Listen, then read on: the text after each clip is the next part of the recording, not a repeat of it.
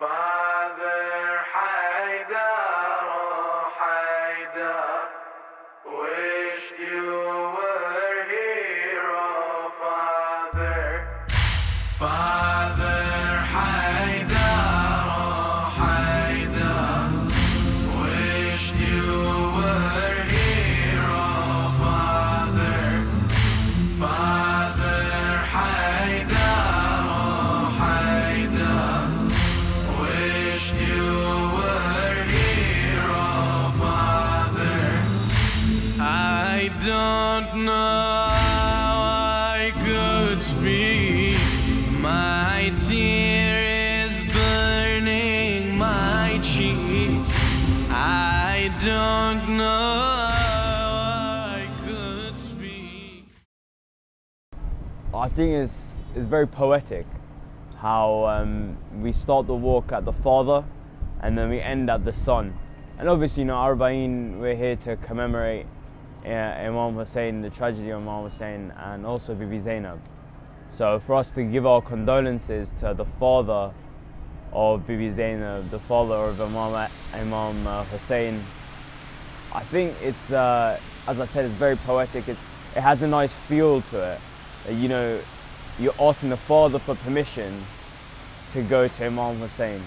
So in that way, if Imam Ali allows you to arrive to Karbala, then you kind of feel like your Zyarah is has a bit more of a chance of becoming accepted. I want to walk because of the amount of sins that I could actually get forgiven.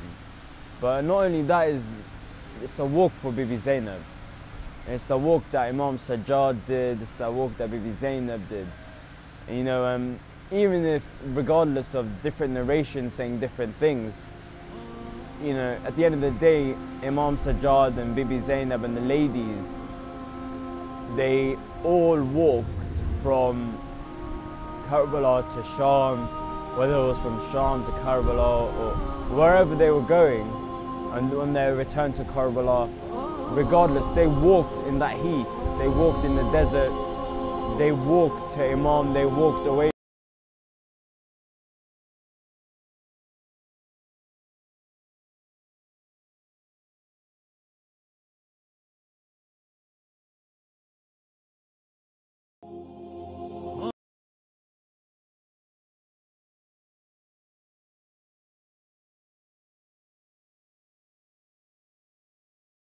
Dishonoring Imam Ali. If his daughters can go through that pain, if his children can go through that pain, yeah, I can't go through 3 days of suffering, which what I've been told is not even suffering, because the amount of mawqibs there are can only make it more comfortable for you. So in that sense, you have everything helping you, you have everything there with you. So why not try it? I'm young, I'm alhamdulillah healthy. It's only my responsibility, I feel, to be able to help and give my kind of condolences in this special way to Imam Ali and the Ahlul Bayt. I think one of the main things that a lot of people have told me on the walk is that don't take advantage of the people's generosity. Really look at their generosity and really think about it. How a lot of these people they've spent their whole life savings, or they've spent their year savings on this one event, the walk to Karbala. And so I think for myself, I'd want to gain a lot from these people, these normal Iraqi people that have given their time, their money, their savings for the Zuwar of Imam Hussein. I think also one thing I find hard in the West is praying your namaz on time. And in Iraq, it's so good that you hear the azan and straight away you feel that kind of impulse, oh, it's namaz time, let's go pray.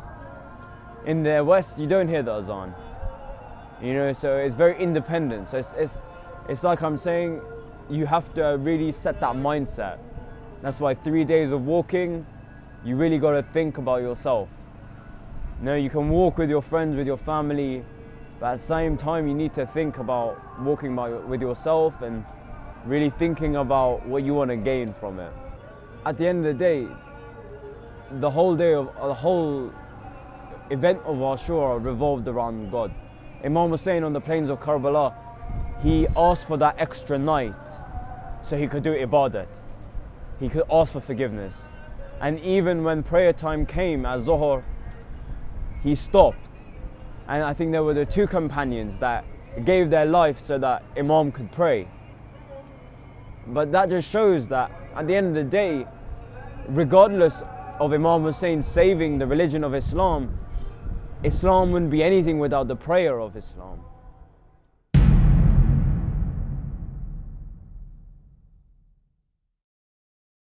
My friends and family, they're not worried about the safety.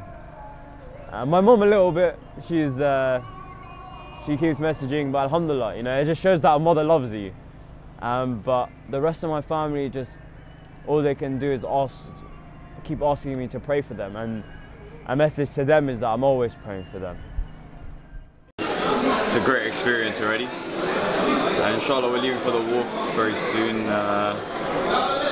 Mixed feelings, a bit apprehensive, don't know what to expect. You hear so many stories, you see so many videos, and you kind of are thinking in your head, how will that emotion portray in real life? And I suppose you can only help but smile to kind of remember that it's 80 kilometers of just people showing their love and sharing their love through, their services to Imam Hussein. So apprehensive but excited as well. You have to finish the walk, inshallah, at the end of the day. So, I'm quite determined like that.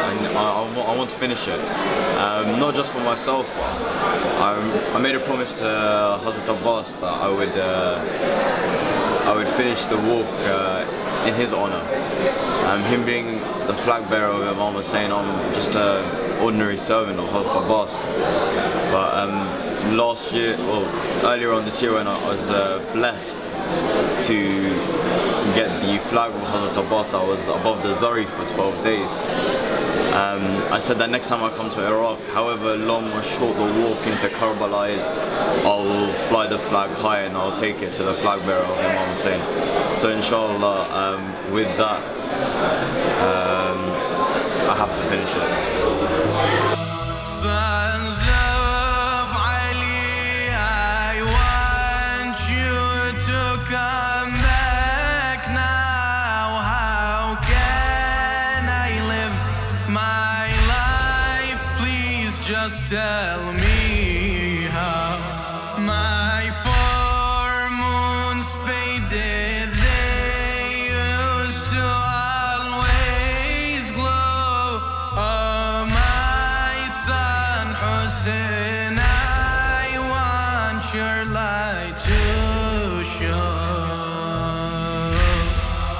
I ask my eyes, when will they rise?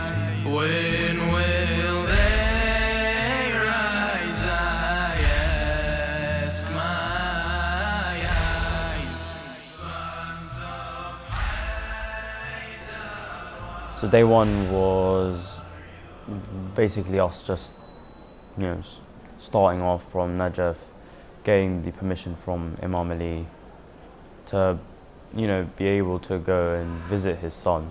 It started off as a big group, it was a lot of men of all ages and women of all ages, and children. You'd be surprised. Children in trams as well. The push carts and everything. It was absolutely beautiful. We were going. At the end of the first day, that's when I think a lot of people, they started to feel the pain, and if they couldn't, carry on, they left. And alhamdulillah, just doing the first day in its own right is alhamdulillah a great achievement.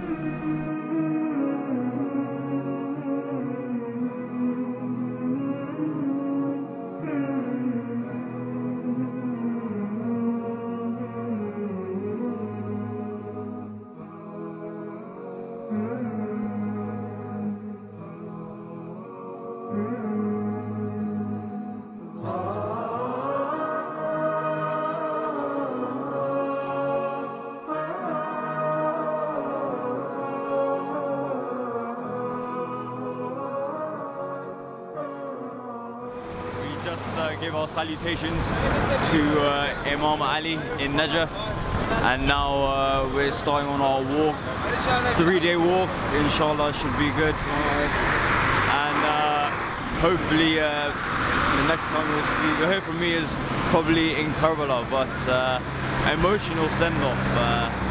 Sheikh Panju gave a very moving speech, talking to Imam Ali, bringing in Bibi Zainab, Imam Hussein, Bibi Fatima.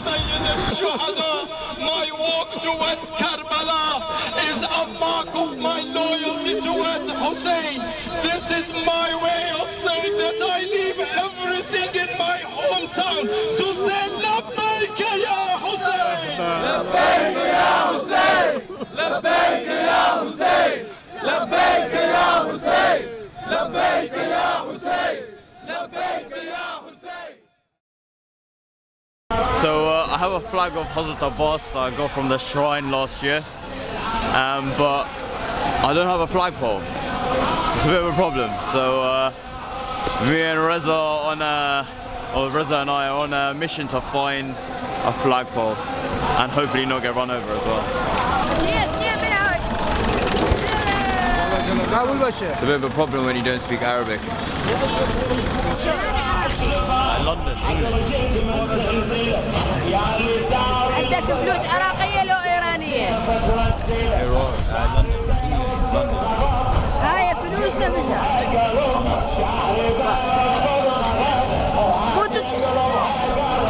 I just want the pole. Just the pole.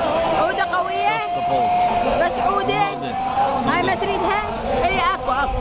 How much? 5. تريد 5 وحدات؟ ها؟ Just for the pole. تعال تعال. I think that's like £5. هاي؟ The flag of Hazrat Abbas, that means a lot to me. I got it in my first visit to Karbala. You know, Alhamdulillah, I was blessed in April to make my first visitation on Zyarah to Karbala, as well as Najaf, HOTBIRD and Zyarah. But I don't know, there was something about that flag that was the highlight of my trip to Karbala. Just Karbala in its own. You know, each city has their own kind of special story that I hold with it. And even this year, you know, I've come and I look forward to going to that city because of that story I had on my first visit. So that red flag I got from the office of Hazrat Abbas, and they told me that it was under the dome for about 12 days. So it was between the Zari and the dome for about 12 days. And honestly, that term myself, that meant a lot. I was born on the 4th of Shaban, which was Hazrat Abbas's birthday. So that's why my grandmother wanted to call me Abbas. But for me, I would always make that promise that, you know, whenever I come back, and if you invite me Imam for Arbaeen, I will carry that flag, you know, from Imam Ali to Imam Hussein and Hazrat Abbas. And it made me think, you know, it made you think of the qualities that Hazrat Abbas had to be able to hold that flag of Imam Hussein. You know, obviously that flag, it was my flag, it had Comrade Bani Hashim written on it. But for me to be able to hold that flag, it makes me think, what kind of person am I? And that's what I think I took away from the walk itself. You know, everyone kind of was doing their own thing, they were talking about different issues, and for me, sometimes I just walked alone, and I just wanted to kind of think, what is it that I want to change about myself? Because at the end of the day, you know, we can go back to the West and we can go home and not change at all. But a dear friend of mine once told me that the time that you go for Zyarah and the next time that you go for Zyarah, think about the difference that you've made in your life. And you know, if you've made a positive change, regardless of, you know, the sin that you do, if you've made a positive change and you made something that has affected you and has increased your love for Imam, then, you know, you would feel that your Zyarah is Qabul, inshallah.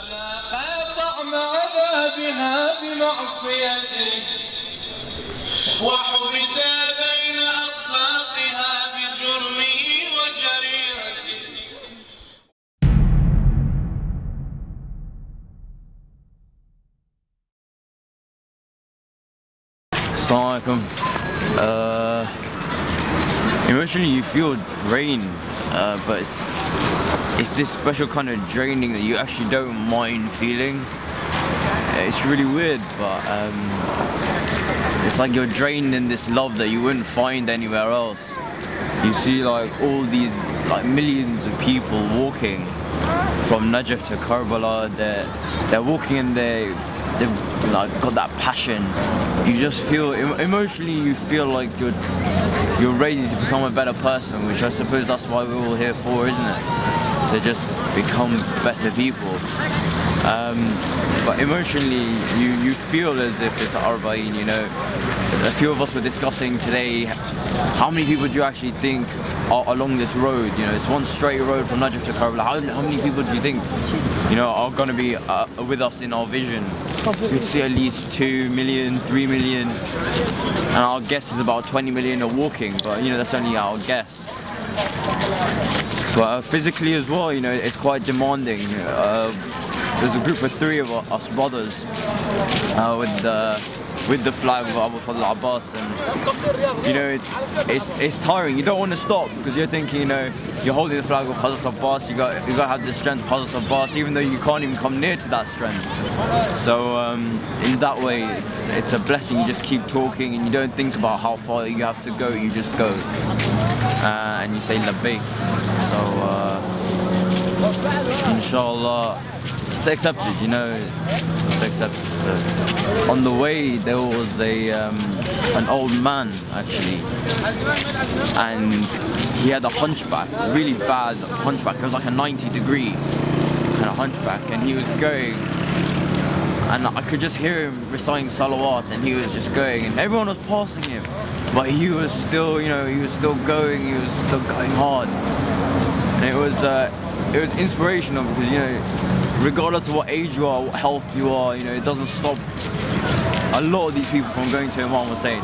It just shows the strength that the message of Imam Hussein had, you know. And you kind of think, how are you as a person, how are you kind of giving that strength to the message in the West, and you just think, I think to myself, I'm doing a lousy job, and I really have to work on my kind of the way that I portray Imam Hussein, the strength of Imam Hussein in the West. So it gives you a lot of food for thought, alhamdulillah. So inshallah, day 2 tomorrow. Apparently that's the most gruesome day. So inshallah. So right now on my left, you just hear them reciting Ya Ali, Ya Ali. So and then Ya Zahra. See, it's all love here. There's only love. They're walking. That's their energy. That's their ATP. It's just energy. Sorry, it's just their love. That's what's keeping them going. So with that, I think it's time to say goodbye. But inshallah, tomorrow another one.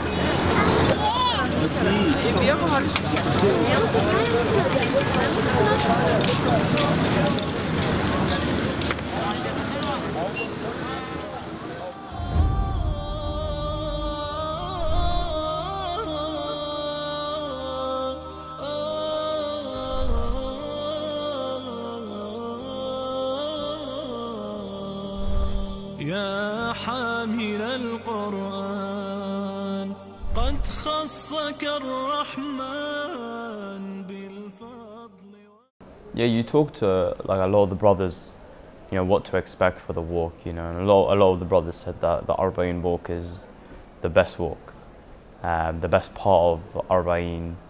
You know, you kind of get yourself pumped for it, really. You get yourself excited, you know, the adrenaline's running, but you underestimate the pain that you go through. But the pain is it's such an odd feeling, because at the back of your mind you're always thinking, I want to finish this walk. To be here is just, you know, it's one of the best feelings. You know, you come from one of the saddest events, but it's the best feeling to be here in the land of Karbala, you know.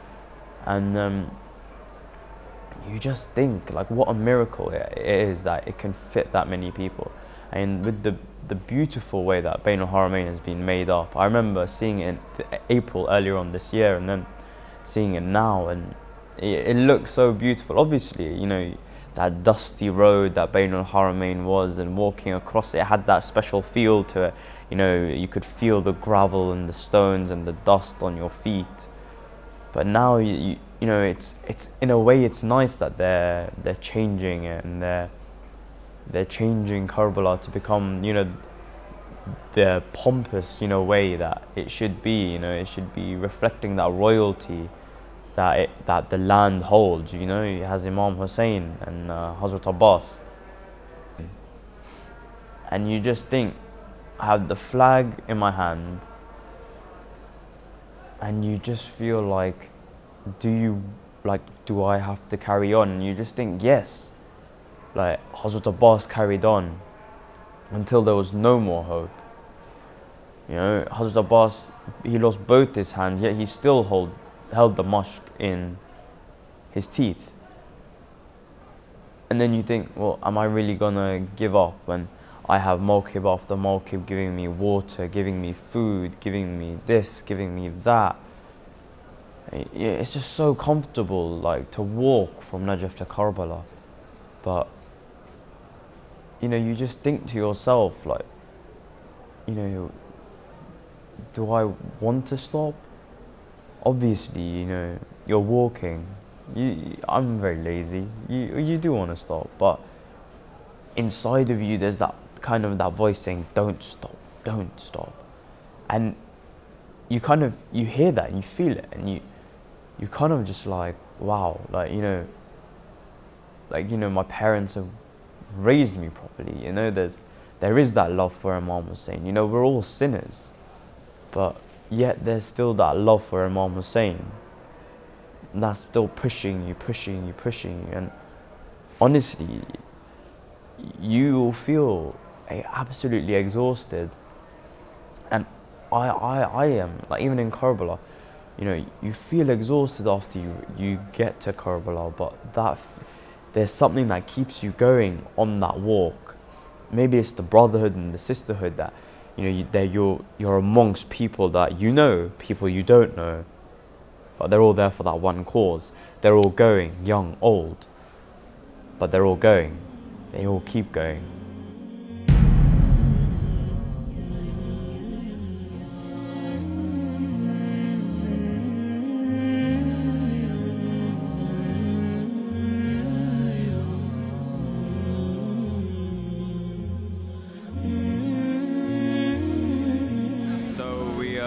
Near the end of our walk, our 3-day walk, we've already entered Karbala, just about to kind of go as a whole group to the shrine of Hazrat Abbas, inshallah. Mixed emotions, you know, you're tired, we're not hungry, we had good food at the Mawqib before, a great lunch, but now I think it's hitting everyone that we're actually going to Karbala. We're going to that place where, you know, the whole event and the massacre of Imam Hussein and the family of Imam Hussein and the companions of Imam Hussein, where it all occurred. Honestly, day 3 was emotional. I think obviously it was the most emotional day. Leaving Imam Ali is never easy as well. But arriving in Karbala, I remember we stopped before entering Karbala. I think it was pole 1200, and we prayed Jamaat namaz for Maghrib and Isha. And there was one brother before we started praying and he was crying. And there were a few brothers huddling around him and we were asking him, it was like, what's wrong? And already he was overwhelmed by just being, you know, smelling the air that the Imam is in. You know, we'd entered Karbala and they were, you know, they had said you're in Karbala, and he broke down and he made everyone break down. And he, honestly, like, it's kind of those kind of people that you meet in your Zyarah trip that you really, you know, they really kind of change your life, because you feel, wow, like, that amount of love, you know, that amount of respect for your Imam he has, that he's just smelt that air of Karbala and he's crying, you know, and you just think to yourself, like, it's true, like, we sin so much, yet we still have the privilege of being within the vicinity of Imam Hussein, of Hazrat Abbas. And I honestly believe that Bibi Fatima and Bibi Zainab are here, and Sahib al-Zaman, obviously. But day 3, after the namaz, a lot of the brothers, they began to walk barefoot, and even the sisters, they walked barefoot.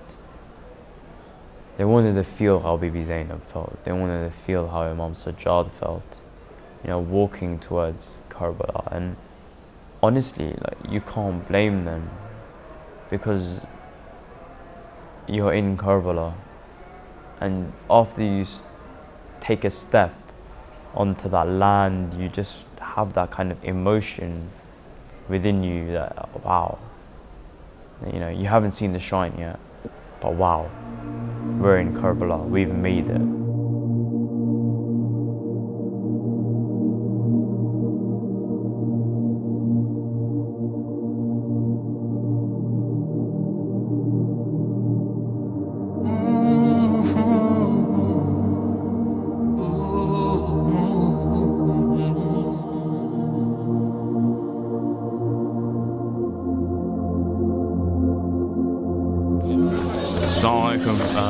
It's the night of Arbaeen, the mixed emotions again. I think that really sums up the trip. Mixed emotions, you know, you're excited to send your salam to Hazrat Abbas and Imam Hussein, but at the same time, you know, it's Arbaeen at the end of the day. Inshallah, we're entering as a mawqib, so not just the group, but also, you know, other groups have joined us so that we can give our salutation to Imam Hussein and Hazrat Abbas. And this is just the beginning. The line is literally like endless. The recitals are in the middle, but you know, obviously in the front you can't hear it, so we're just shouting labbaik. And literally the generosity just doesn't stop. You know, you see all the mawqibs, the people here wanting to serve. And literally, like, it's absolutely amazing. Just the generosity that they have. They just put their whole life savings into this. You know, honestly, if you have never experienced it, this is my first Arbaeen. So this is my first time, and literally, it's just, I'm speechless. I can't even sum it up in words. But you have to experience this. It's just one thing that really gets me is all of these people have come under the banner for one man that saved Islam. You know, I can only just say I'm proud to be a follower of Imam Hussein. If I can even do a little bit of justice to his message, then alhamdulillah. But you know, we go there today and all we can do is just ask for forgiveness and say that when we go back to the West, or wherever we go back to, that we actually just become better people and we actually develop with the message of Imam Hussein. So for now, you know, we're heading there. The different mawqibs, the Lebanese have gone, the Iranians going, This is, I suppose you could say, the Urdu and English mawqib, but seriously, the atmosphere is absolutely amazing. You know, there are people that are taking photos. Everyone has their phone out. Everyone, you know, is crying. Say the Mar gave a very emotional talk before, and you know, this really just sums it up that we're here from the West, showing that Imam Hussein isn't just for the East, it is for everyone in humanity. So with that, I'll leave you until later on, inshallah. All I can say is Labbaik ya Hussein.